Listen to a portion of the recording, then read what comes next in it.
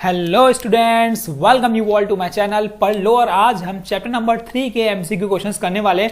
ये MCQ question R D Sharma book के हैं। अगर आपने देखी होगी न्यू एडिशन एमसीक्यू की आर डी शर्मा की, तो ये क्वेश्चन उसी में से है। तो उसमें बहुत सारे क्वेश्चंस है, लेकिन हम ना टॉप 10 क्वेश्चंस आपके लिए लाए हैं जो एग्जाम पॉइंट ऑफ व्यू से बहुत ज्यादा इंपॉर्टेंट है। तो ये अगर वीडियो आपने देख ली तो आपकी समझो एमसीक्यू की चैप्टर नंबर 3 की प्रिपरेशन हो गई। ठीक है, तो चलिए हम स्टार्ट करते हैं वन बाय वन। और अगर आप इस चैनल पे नए हैं तो इस चैनल को जल्दी सब्सक्राइब भी कर लीजिए ताकि आपको आगे के सॉल्यूशंस कंटिन्यूअसली मिलते रहें। तो अभी हम स्टार्ट करते हैं क्वेश्चन नंबर 1 से।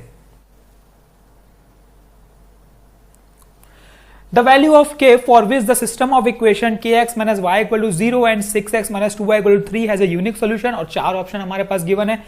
बता दिया है कि भाई जो सिस्टम ऑफ इक्वेशंस है वो यूनिक सॉल्यूशंस है।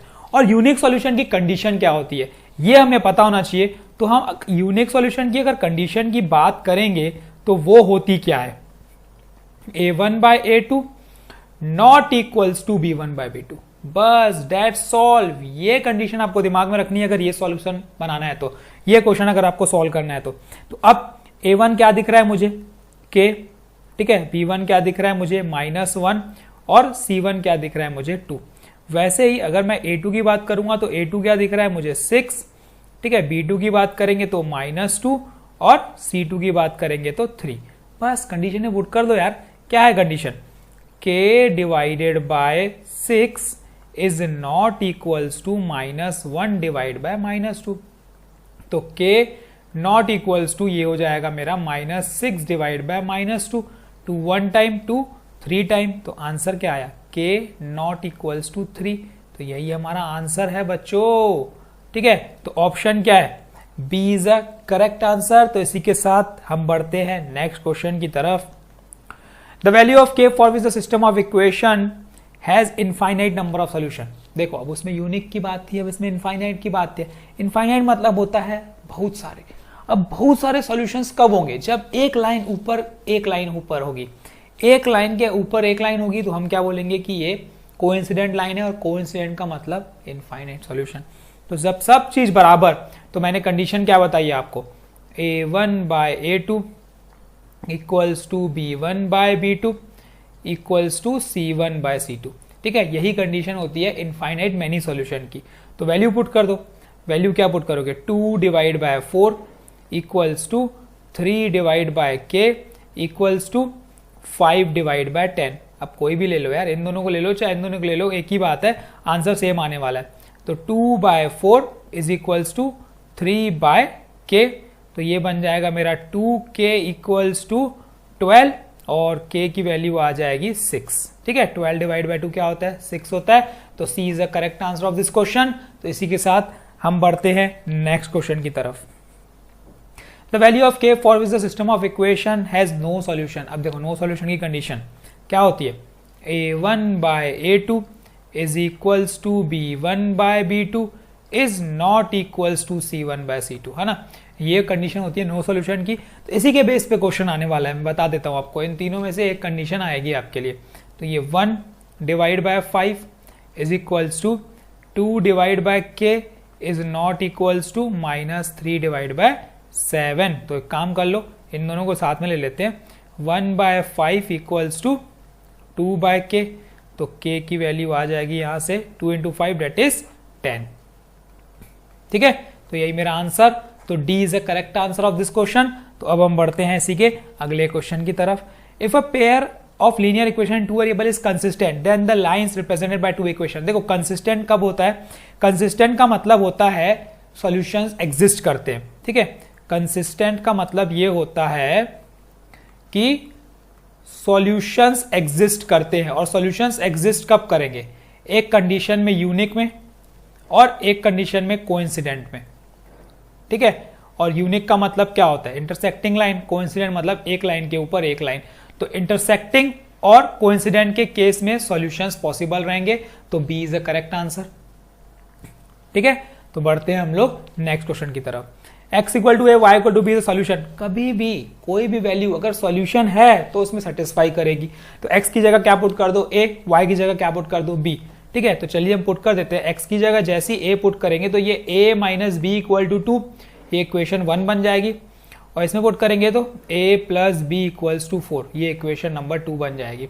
अब सॉल्व कर दो, ये cancel out, a plus a 2a, 2 plus 4 that is 6, तो a की वैल्यू यहां से आ जाएगी 3, ठीक है, सब्स्टिट्यूट कर दो यार किसी में भी, तो ये बन जाएगा 3 माइनस बी इक्वल्स टू 2, तो b की वैल्यू हो जाएगी 3 माइनस 2, b की वैल्यू हो गई 1। देखो a भी मिल गया मुझे और b भी मिल गया मुझे, कोई दिक्कत है नहीं होनी चाहिए, तो 3 और 1 इज द आंसर, तो a is the correct answer of this question. तो हम बढ़ते हैं नेक्स्ट क्वेश्चन की तरफ। लीनियर इक्वेशंस के जो भी क्वेश्चंस है बहुत ही आसान क्वेश्चंस है यार, फॉर्मूले सिर्फ 3 लगने हैं, यूनिक सॉल्यूशन और आपका इनफाइनाइट मैनी सॉल्यूशन और नो सॉल्यूशन, इसी तीनों को घुमा फिरा के देगा और कुछ भी नहीं, ठीक है। अब देखो जैसे इसमें है फॉर व्हाट वैल्यू ऑफ के द इक्वेशन रिप्रेजेंट कोइंसिडेंट, अब देखो कोइंसिडेंट बोल दिया, कोइंसिडेंट क्या होता है, ये एक लाइन है उसी के ऊपर एक लाइन, ये कोइंसिडेंट हो गई। कोइंसिडेंट का मतलब क्या है भाई, मैनी सॉल्यूशंस, और मैनी सॉल्यूशन की कंडीशन क्या है ये आपको पता होनी चाहिए, तो वो होती है a1 by a2 equals to b1 by b2 equals to c1 by c2, है ना, सब चीज बराबर है यार, क्या दिक्कत है, पुट कर देते हैं। 3 डिवाइडेड बाय 6 इक्वल्स टू, ये हो जाएगा मेरा -1 divide by -k equals to 8 divide by 16, कोई भी ले लो यार, इन दोनों को ले लेते हैं, चलो कितना हो जाएगा ये 3 by 6 equal to 1 by k, minus minus cancel हो जाएगा, तो ये बन गया 3k equal to 6, k equal to 6 divide by 3, तो यहां से वैल्यू आ गई 2, तो करेक्ट आंसर इज C, हमारा आंसर आते हुए और हम आगे बढ़ते हुए। The pair of linear equation y equal to 0 and y equal to -5 has, पूछ सकता है एग्जाम में, तो इसके लिए ग्राफ बनाना पड़ेगा हमें, मैं ये ग्राफ ड्रॉ कर लेता हूं, ठीक है। y इक्वल टू 0 की बात करेगा तो यही लाइन है, ये y इक्वल टू 0 है, line on x axis is y equal to 0, तो ये मुझे मिल गई y इक्वल टू 0।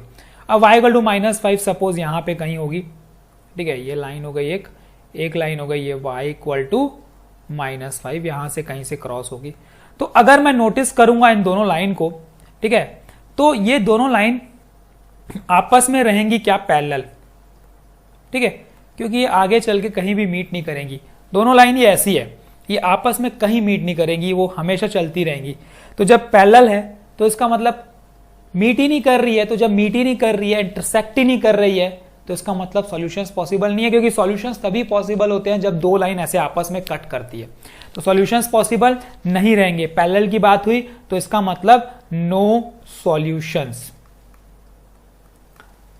तो करेक्ट आंसर इज डी। चलिए बढ़ते हैं हम लोग अगले क्वेश्चन की तरफ।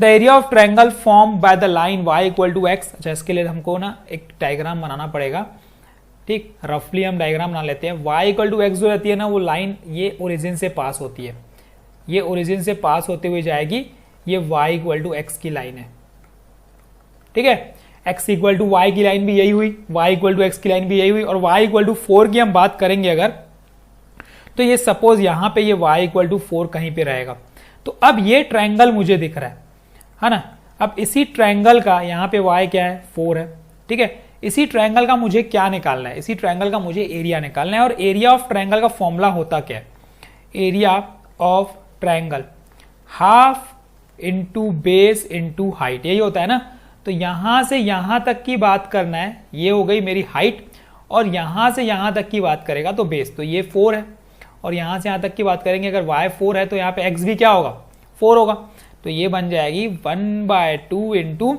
4 इंटू 4, तो ये 4 इंटू 4 कितना हो जाएगा 16 divide by 2 that is 8 square unit, ठीक है, यही ऑप्शन है, यही आंसर है। ऑप्शन में एक्चुअल में ये 8 है ना, ये 8 स्क्वायर यूनिट होना चाहिए, 18 नहीं होना चाहिए, तो B is the correct answer of this question. तो अब हम बढ़ते हैं इसी के अगले क्वेश्चन की तरफ, ठीक है, सिमिलर है, देखो एक्स ए वाई बी सॉल्यूशन है, पुट कर दो यार, क्या दिक्कत है, 37a plus 43b equals to 123, दूसरा 43a plus 37b equal to 117। देखो इस तरीके के क्वेश्चन ना जब यहाँ पे सेम होता है ना, यहाँ ए का कोफिशिएंट, यहाँ बी का कोफिशिएंट, यहाँ ए का कोफिशिएंट, यहाँ बी का कोफिशिएंट, तो इसमें हम क्या कॉन्सेप्ट लगाते हैं, एक बार हम करते हैं एडिंग 1 एंड 2। तो जैसे ही एडिंग 1 एंड 2 करेंगे तो कितना होगा, ये 80A, यहाँ पे लिख दो भाई 1 + 2, यही कॉन्सेप्ट यूज करना है, इसके अलावा और कोई कॉन्सेप्ट नहीं है, नहीं बनेगा नहीं तो, ठीक है, प्लस 80B इक्वल्स टू ये हो जाएगा हमारा 240। पूरी इक्वेशन 80 से डिविजिबल होगी तो ये बन गया a + b equals to 3, equation number 3। अब एक बार करेंगे 1 - 2, तो जैसे ही 1 - 2 करेंगे तो कितना होगा, ये हो जाएगा -7। 37 में से 43 में से 37 माइनस करोगे तो कितना होगा, 37 46, ठीक है, तो ये हो गया 6a + 6b इक्वल टू 6। तो पूरी इक्वेशन 6 से डिविजिबल होगी तो ये -a + b इक्वल्स टू 1, ये आ गई इक्वेशन नंबर 4। अब क्या करेंगे, 3 और 4 को ना सिंप्लीफाई कर देते हैं, ये 3 हो गया और ये हमारा क्या हो गया, 4 हो गया, ये cancel out, b + b 2b equals to कितना हो गया 4, तो b की वैल्यू यहां से आ गई 4/2 दैट इज 2। b मुझे मिल चुका है, किसी भी इक्वेशन में पुट कर दो, थर्ड में या फोर्थ में, तो b अगर मैं 2 पुट करूंगा यहाँ पे तो a + 2 इक्वल्स टू 3, तो a इक्वल टू कितना आ जाएगा 1।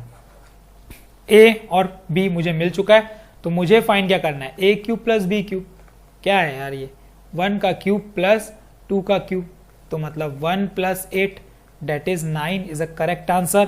तो correct answer is D is a correct answer of this question. और अब हम बढ़ते हैं नेक्स्ट क्वेश्चन की तरफ। देखो अब ये ना सिमिलर है, जैसे अभी हमने किया ना क्वेश्चन नंबर 9, सेम है। देखो कोफिशिएंट सेम दिख रहा है, एक्स का कोफिशिएंट यहाँ पे, वाई का कोफिशिएंट यहाँ, वाई का कोफिशिएंट यहाँ, एक्स का कोफिशिएंट एकदम सेम है। तो ये आपका होमवर्क है, एक क्वेश्चन आपके लिए है, आप बनाओगे और बताओगे कि आपसे बन रहा है कि नहीं बनेगा, तो मैं आपको डेफिनेटली बताऊंगा। तो ये अब हमने क्लास चैप्टर नंबर 3 के 10 क्वेश्चन किए, ठीक है। इसमें कोई भी कंफ्यूजन होता है ना तो आप मुझे कमेंट सेक्शन में बता सकते हैं, मैं आपका डाउट क्लियर कर दूंगा। अब नेक्स्ट वीडियो में हम चैप्टर नंबर 4 के MCQs लाएंगे। अगर आपको इसमें कोई भी कंफ्यूजन हुआ है, कोई भी डाउट हुआ है, कुछ गड़बड़ हुई है, तो आप मुझे पूछिए कमेंट सेक्शन में, मैं आपका डाउट क्लियर कर दूंगा, ठीक है। इसके अलावा कोई क्वेश्चन है तो आप पूछ सकते हैं। Thank you, all the best and keep practicing and subscribe to my channel and share to your friends. Thank you.